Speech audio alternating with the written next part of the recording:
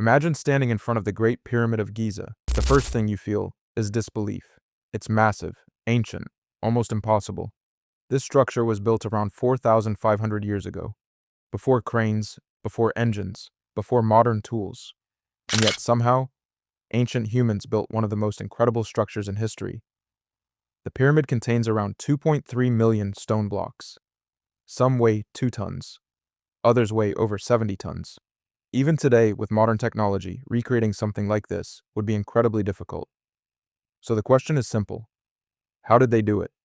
How did ancient Egyptians move millions of stones across the desert and stack them with astonishing precision?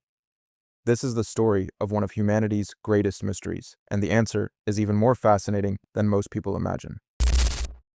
To understand how the pyramids were built, we first need to understand why. Ancient Egyptians believed death was not the end.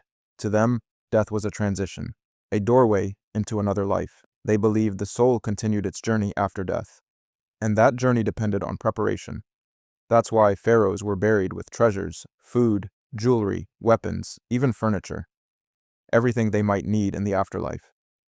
For Egyptians, the pharaoh wasn't just a king, he was seen as divine, a bridge between humans and gods. So when a pharaoh died, his tomb had to be extraordinary, not just a grave, a monument of immortality. That belief gave birth to the pyramids. The most famous pyramid is the Great Pyramid, built for Pharaoh Khufu. Its original height was nearly 146 meters. For almost 4,000 years, it remained the tallest man-made structure on Earth. Empires rose and fell, civilizations disappeared, and still, nothing surpassed it. The precision is shocking. Its base is nearly perfectly level. Its alignment to north is almost exact. Even modern engineers admire its accuracy.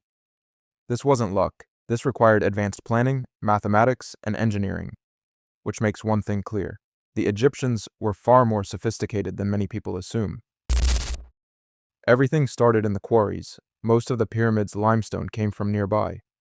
Workers used copper chisels, stone hammers, and wooden tools. They cut massive blocks from bedrock. Granite, used for internal chambers, came from Aswan. That's over 800 kilometers away, and granite is extremely heavy. Some blocks weighed more than 70 tons. Cutting these stones was already difficult, but that wasn't the real challenge. Moving them was. Imagine trying to move a 2-ton stone block across hot desert sand. No trucks, no machines, no wheels. Sounds impossible. But Egyptians had something powerful: human coordination. They placed blocks on wooden sleds. Teams of workers pulled them using ropes.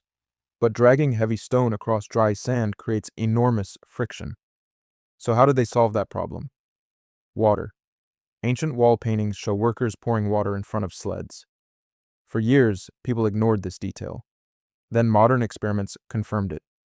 Wet sand reduces friction, a lot. This made moving heavy blocks much easier. It was simple, brilliant, and effective. Now comes the hardest question. How did they lift the stones upward? This remains one of history's biggest mysteries. The most popular theory is ramps. Huge ramps made of mud brick, stone, and sand. Workers dragged stones upward as construction progressed. But what kind of ramps? Straight ramps? Possible. But they would need to be enormous. Spiral ramps? Also possible. They would wrap around the pyramid. Some experts believe there may have been internal ramps hidden inside the structure. The truth, no one knows for sure. And that mystery continues to fascinate historians today. For a long time, people believed slaves built the pyramids. Hollywood helped spread this idea, but evidence tells a different story. Archaeologists discovered worker villages near Giza. These workers had homes, food, medical care, even respected burials. These were not slaves. They were skilled laborers, builders, engineers, craftsmen, thousands of people working together toward one extraordinary goal. That changes everything. The pyramids were not built by forced labor. They were built by organized human effort, intelligence, and skill. Thousands of years later, the pyramids of Giza still stand. Silent, unshaken, timeless. They survived storms, wars, empires, and the passing of millennia. But maybe the most incredible part isn't the stone, it's the people.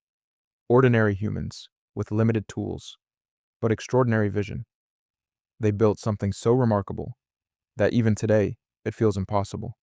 And maybe that's why the pyramids continue to captivate us, because they remind us of something powerful. Human beings are capable of extraordinary things, even thousands of years ago, even in the desert, even when the impossible stood in front of them. They built it anyway.